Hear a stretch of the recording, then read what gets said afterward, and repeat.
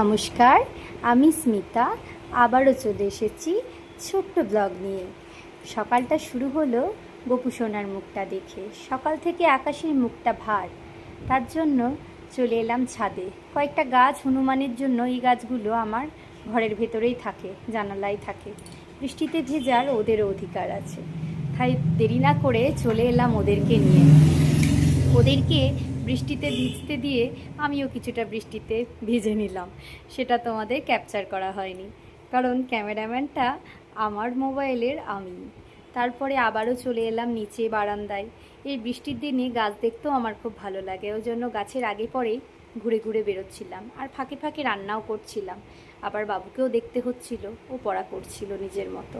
তারপরে তোমাদেরকে দেখাই, সকাল 9টার মধ্যে খুব বেশি কিছু আজ রান্না করিনি। আজকে অল্পেই রান্না কমপ্লিট করে দিয়েছি, কারণ সকাল সকাল তাড়া ছিল, ওই জন্য বেশি কিছু আইটেম আমি বাড়াইনি। মাছের ঝোল, ডাল আর বাঁধাকপির তরকারি, বাস এইটুকুই আজকে আমার। এটুকুই তোমাদের সঙ্গে গল্প। আবারও আসবো নতুন কোনো বিষয় নিয়ে, নতুন কোনো আড্ডা নিয়ে। তোমরা তৈরি থেকো। টাটা।